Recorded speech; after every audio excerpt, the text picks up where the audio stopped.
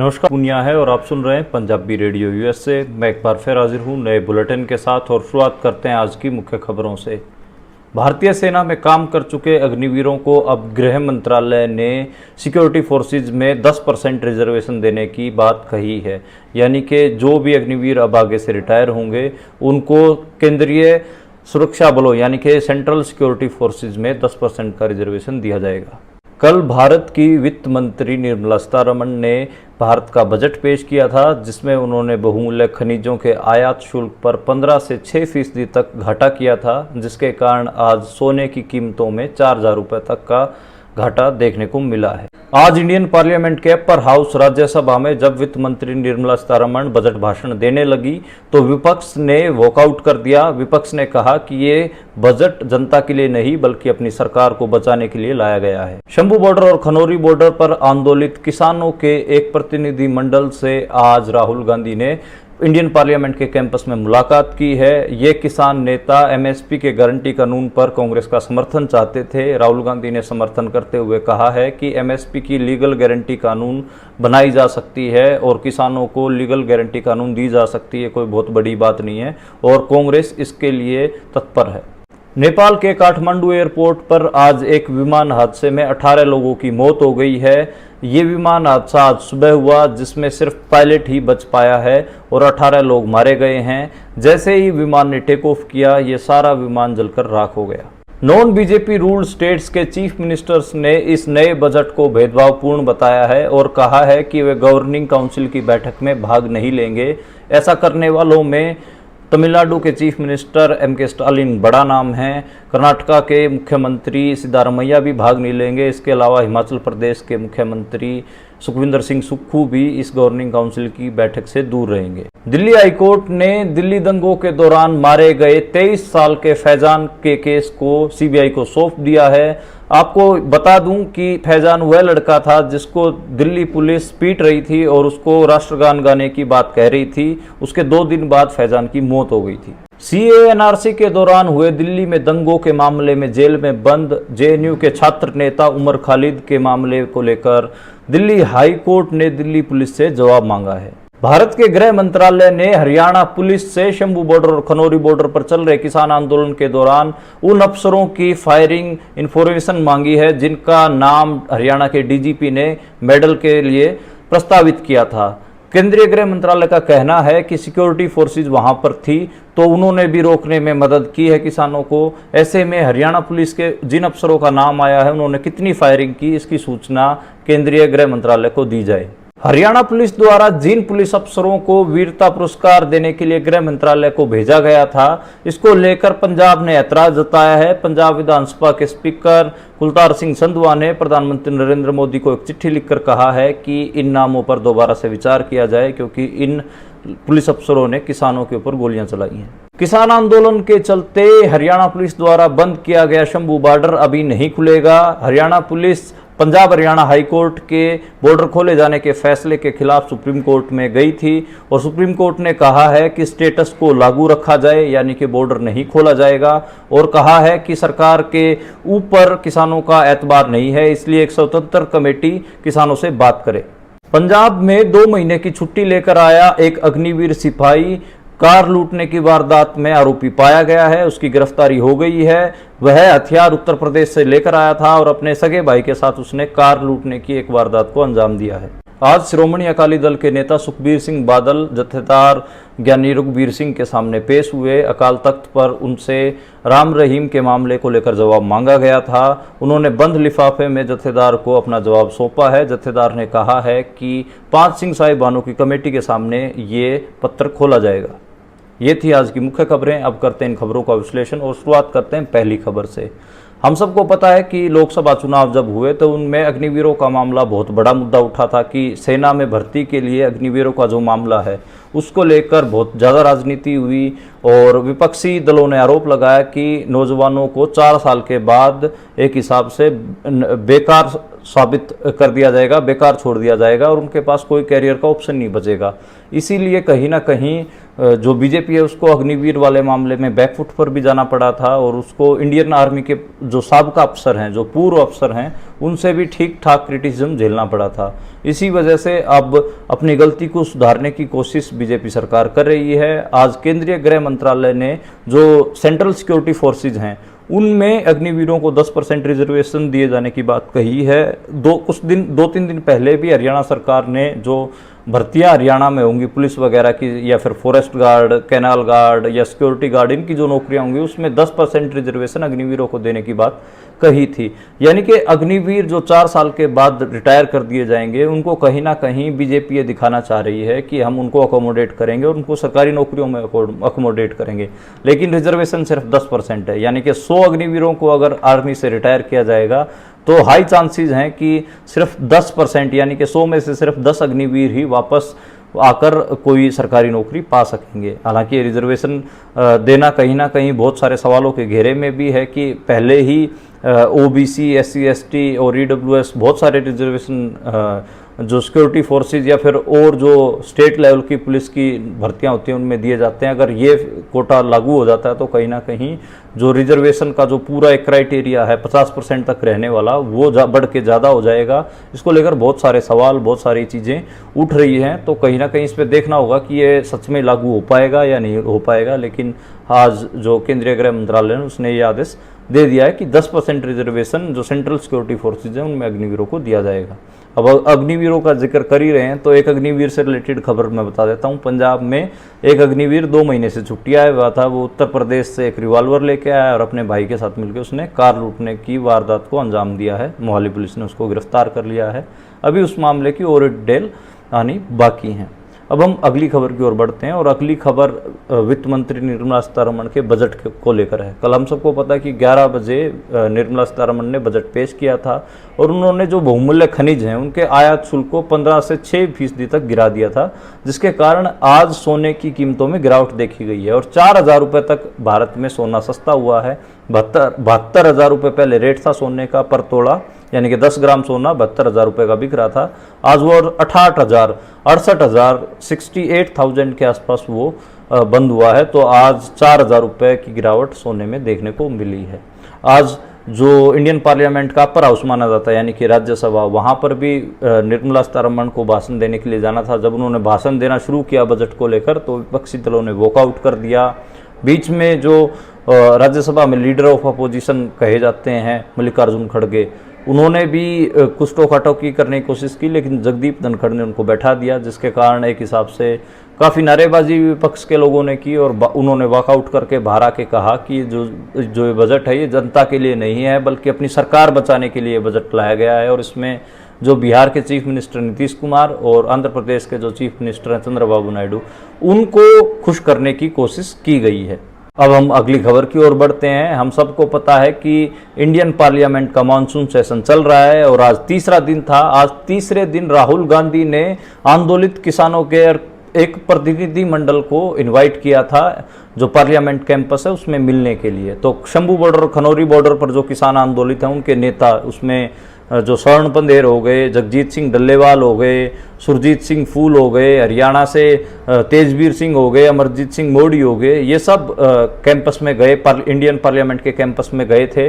लेकिन पहले दिल्ली पुलिस ने उनको राहुल गांधी से मिलने से रोक दिया। इसके बाद राहुल गांधी ने क्या किया, जैसे राहुल गांधी को एक खबर गई कि दिल्ली पुलिस उन किसान नेताओं को इंडियन पार्लियामेंट के कैंपस में एंटर नहीं करने दे रही, तो तभी उन्होंने मीडिया में बाइट देना शुरू कर दिया। वो मीडिया में वो बाइट वायरल हो गई जिसमें राहुल गांधी कह रहे थे कि शायद किसानों को सरकार संसद के अंदर भी नहीं आने देना चाह रही, मैं उनको मिलना चाहता था। लीडर ऑफ अपोजिशन का इतना बड़ा स्टेटमेंट वायरल होने के कारण दिल्ली पुलिस दबाव में आई। उसके बाद जो किसान नेता थे उनको अंदर भेजा गया, वहाँ पर उनकी मुलाकात राहुल गांधी से हुई। राहुल गांधी ने कहा कि जो एमएसपी की लीगल गारंटी का कानून बनाने की जो बात हो रही है वो कांग्रेस के मैनिफेस्टो में भी था और ये एक ऐसी चीज़ है जिसको लागू किया जा सकता है। कोई बहुत बड़ी चीज़ नहीं है कि कोई प्राइवेट प्लेयर हो या सरकारी प्लेयर हो, कोई भी हो, अगर उसको किसान से फसल खरीदनी है तो एमएसपी पे खरीदे, नहीं तो उसको सजा का प्रावधान हो। तो एमएसपी पर जो गारंटी कानून की मांग कर रहे हैं किसान, वो गलत नहीं हो, लागू की जा सकती है। किसान नेताओं ने भी अपनी बात रखी और मीडिया में वो 1.5-2 मिनट की जो बातचीत है वो भी वायरल है, जिसमें स्वर्ण पंदेर और जगजीत सिंह डल्लेवाल ने भी कहा कि हम राहुल गांधी से मिले और हमने उनके सामने ये बातें रखी हैं।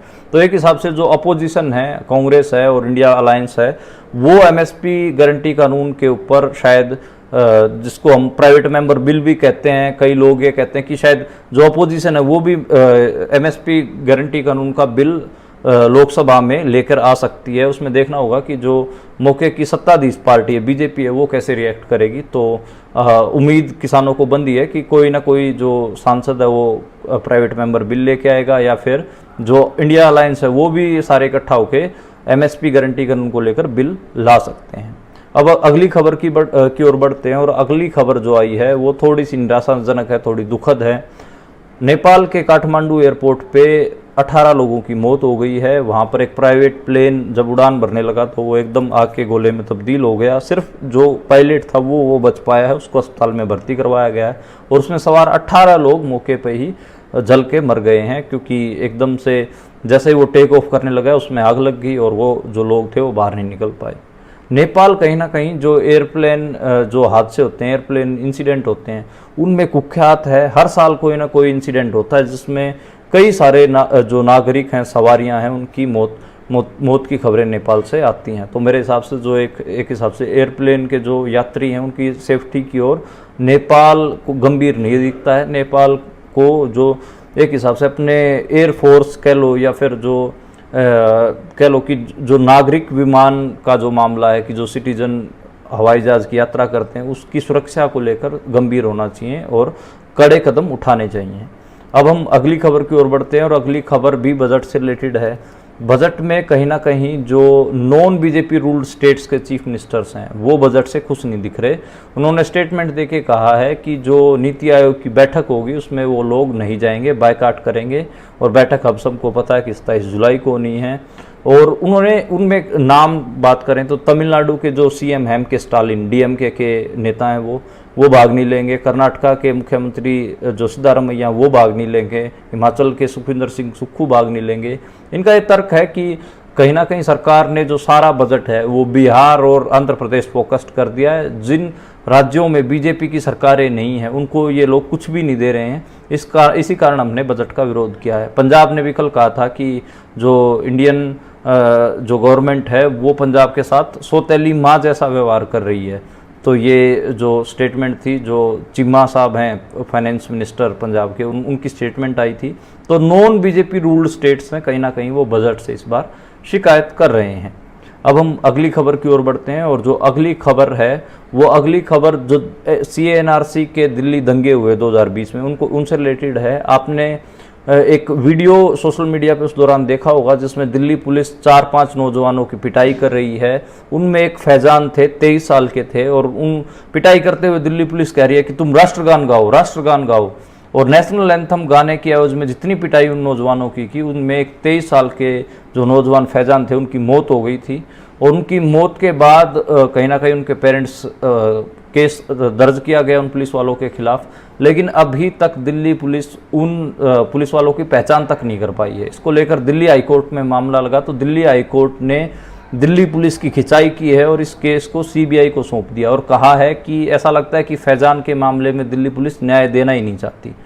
तो फैजान 23 साल के नौजवान थे, उनको पुलिस वालों ने इतना मारा और मारते मारते कह रहे थे कि नेशनल एंथम गाओ, नेशनल एंथम गाओ। यानी कि अगर वो नेशनल एंथम ना भी गाता तो क्या कितना बड़ा जुर्म था, लेकिन उसको पीट के दिल्ली पुलिस ने मार दिया था। और उसको लेकर उसके न्याय को लेकर बहुत सारे कैंपेन भी चल रहे हैं, लेकिन अभी तक दिल्ली पुलिस उस मामले में पुलिस वालों के नाम डिस्क्लोज करने के लिए भी तैयार नहीं है कि किन पुलिस वालों ने उन फैजान की पिटाई की थी। खैर, और एक केस और दिल्ली हाईकोर्ट में आज लगा था दिल्ली दंगों को लेकर। आपको JNU का एक स्टूडेंट लीडर याद होगा, उमर खालिद, काफ़ी वोकल लीडर रहा और काफ़ी अच्छा लीडर माना जाता, माइनॉरिटीज़ के इशू उठाता था। उसको भी दिल्ली पुलिस ने 2020-21 के दिल्ली दंगों को लेकर गिरफ्तार कर रखा है, जबकि उस छात्र नेता का कोई ऐसा भाषण नहीं है, कोई उसकी ऐसी गतिविधि नहीं है जिससे दंगा फैला हो। फिर भी उसको पिछले 4 साल से दिल्ली पुलिस जेल में सड़ा रही है। उसको लेकर आज दिल्ली हाईकोर्ट में जब याचिका लगी तो दिल्ली हाईकोर्ट ने दिल्ली पुलिस से जवाब मांगा कि बताओ भाई, 4 साल से आपने इस लड़के को क्यों गिरफ्तार कर रखा है, उमर खालिद को क्यों गिरफ्तार कर रखा है। तो दिल्ली पुलिस के पास कोई जवाब नहीं था, और दिल्ली पुलिस को अब एक तारीख तक कहीं ना कहीं जो जवाब है दिल्ली हाईकोर्ट में देना पड़ेगा कि क्यों गिरफ्तार कर रखा है। असल में उनको इतने मुकदमे लाद रखे हैं और किसी में भी एक भी सबूत उमर खालिद के खिलाफ नहीं है, तो कोई मामला तो साबित होना नहीं है। लेकिन आप मान के चलो कि एक निर्दोष मुसलमान नेता को 4 साल से दिल्ली पुलिस जेल में सड़ा रही है। तो आप हिसाब लगाइए कि कितना मुश्किल है न्याय लेना ऐसे मामलों में। अब हम अगली खबर की ओर बढ़ते हैं, और अगली खबर आपको याद होगा कि हरियाणा पुलिस के जो डीजीपी हैं उन्होंने राष्ट्रपति को कुछ नाम भेजे थे पुलिस अफसरों के, और वो पुलिस अफसर वे थे जिन्होंने किसानों के ऊपर तथाकथित तौर पर गोलियां चलाई। इसको लेकर देश भर में हंगामा भी हुआ। बहुत सारे जो हमारे जैसे पत्रकार थे, सिविल सोसाइटी के लोग थे, ह्यूमन राइट्स पर काम करने वाले लोग थे, उन्होंने आवाज़ भी उठाई कि ये गलत हो रहा है साहब देखिए। लेकिन अब जो केंद्रीय गृह मंत्रालय है उन्होंने जो किया है वो तो और भी बहुत ऐसे भयानक दिखता है। उन्होंने कहा है कि उन्होंने जो फायरिंग इन्फॉर्मेशन है इन पुलिस अफसरों की वो मांगी है कि इन्होंने किसानों के ऊपर कितनी गोलियां चलाई इसकी इन्फॉर्मेशन दो। और केंद्रीय गृह मंत्रालय ने कहा है कि उसमें तो सिक्योरिटी फोर्सेस भी थी, वो भी गोलियां चला रही थी, और पुलिस तो कह रही है कि हमने सिर्फ आंसू गैस के गोले चलाए हैं। तो कहीं ना कहीं ये पूरा कंट्रोवर्शियल होता जा रहा है, और रिपोर्ट मांगी गई है हरियाणा सरकार से। इसको लेकर पंजाब की जो पार्लियामेंट है उसके जो स्पीकर हैं कुलतार सिंह संधवा, उन्होंने प्रधानमंत्री नरेंद्र मोदी को एक चिट्ठी लिख के कहा है कि ऐसे पुलिस वाले जिन्होंने किसानों पर गोलियां चलाई उनको अवार्ड देने की बात को आप छोड़िए और इस पर दोबारा से सोचिए क्या ऐसे पुलिस वालों को अवार्ड दिया जाना चाहिए। तो खैर मेरे हिसाब से तो बीजेपी सरकार पे कोई ज़्यादा जोर रेंगेगी नहीं। उन्होंने पहले भी जो ऐसे लोग जिन्होंने मानवाधिकारों का एक हिसाब से हनन किया, ऐसे अफसर जिन्होंने किसान मजदूरों पर गोलियां चलाई, उनको पहले भी मेडल दिए गए हैं और अब भी मेरे हिसाब से उनके नाम नहीं रुकेंगे, उनको मेडल कमोबेश मिल ही जाएंगे। अगली खबर की बात करें तो आज किसान आंदोलन से रिलेटेड ही एक अगली खबर है। हम सबको पता है कि जो पंजाब हरियाणा हाईकोर्ट है उसने कहा था कि 7 दिनों के अंदर हरियाणा सरकार जो शंभू बॉर्डर और खनौरी बॉर्डर है उसको खोले और किसानों को आगे जाने से हरियाणा सरकार नहीं रोक सकती। लेकिन इस पूरे फैसले को चैलेंज कर दिया था हरियाणा पुलिस ने सुप्रीम कोर्ट में। आज तारीख थी और सुप्रीम कोर्ट ने कहा है कि स्टेटस को लागू रहे, यानी कि स्टेटस को क्या है इस समय पे कि पुलिस ने किसानों को वहाँ रोक रखा है, यानी कि हाईवे दोनों बंद कर रखे हैं पुलिस ने। तो स्टेटस को ये है और सुप्रीम कोर्ट ने कहा कि सरकार के ऊपर किसानों का एतबार ही नहीं है, इसलिए सरकार को बात करने की बजाय एक इंडिपेंडेंट बॉडी बनाई जाए जो किसानों से बात की जाए। तो जो इंडिपेंडेंट कमेटी है वही किसानों से बात करे, ये सुप्रीम कोर्ट ने कहा है। और सुप्रीम कोर्ट ने जवाब भी मांगा है और इस पूरे मामले की तहकीकात के लिए कही है। हम सबको पता है कि पिछले 3 महीने से जो ये 5 महीने हो गए आज, क्योंकि फरवरी महीना था और 7वां महीना चल रहा है, तो पिछले 5 महीने से बॉर्डर बंद हैं और हरियाणा पुलिस ने इनको बंद कर रखा है और इसको लेकर हरियाणा पुलिस के पास कोई जवाब नहीं है। पंजाब हरियाणा हाई कोर्ट में कहीं ना कहीं डांट खाई थी जज से, लेकिन अब सुप्रीम कोर्ट में कहीं ना कहीं ऐसा लग रहा है कि सुप्रीम कोर्ट जो हरियाणा पुलिस है उसके फेवर में खड़ा है और हरियाणा पुलिस की दलीलों को ज़्यादा तरजीह दे रहा है। अब हम अगली खबर की ओर बढ़ते हैं और अगली खबर पंजाब से है। पंजाब में जो श्रोमणी अकाली दल के नेता सुखबीर सिंह बादल, आज उन्होंने बंद लिफाफे में ज्ञानी जत्थेदार रघुवीर सिंह को अपना जवाब सौंपा है। जवाब किस मामले में था, उनसे जवाब मांगा गया था। जो राम रहीम को उन्होंने माफ़ीनामा दिया था उसको लेकर जवाब मांगा गया था। उन्होंने बंद लिफाफे में अकाल तख्त में पेश होकर वो जवाब सौंपा है। और जो ज्ञानी जत्थेदार रघुवीर सिंह है उन्होंने कहा है कि 5 सिंह साहिबानों के सामने उनका ये पत्र खोला जाएगा, उस समय इस जवाब की समीक्षा की जाएगी कि उनको माफ़ी देनी है या नहीं देनी है। एक बड़ी हलचल हमें जो पंजाब की श्रोमणी अकाली दल की पॉलिटिक्स में देखने को मिल रही है। जो नाराज विपक्षी धड़ा था, जो सुखबीर बादल के अगेंस्ट जो धड़ा था, वो कई प्रेस कॉन्फ्रेंस भी कर चुका है, कई बार कई मते भी डाल चुका सुखबीर बादल के खिलाफ, लेकिन सुखबीर बादल भी उनके पीछे पड़े हुए उनको साइडलाइन करना चाह रहे हैं। और कल हम सबको पता है कि श्रोमणी अकाली दल ने अपनी कमेटी भी भंग कर दी थी, जो कोर कमेटी थी, और कहा जा रहा है कि सुखबीर बादल अब हर चाल ऐसी चल रहे हैं जिससे कहीं ना कहीं जो उनके विरोधी हैं वो अकाली दल से बाहर हो जाएं।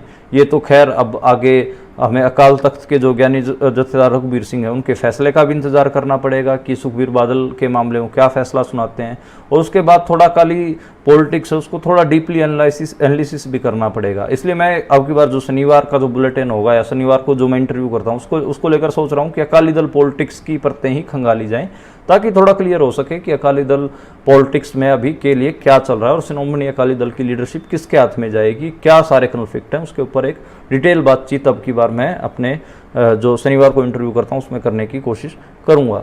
आज के लिए इतना ही। हम फिर कल दोबारा मिलेंगे नई खबरों के साथ, नए बुलेटिन के साथ। आप देखते और सुनते रहिए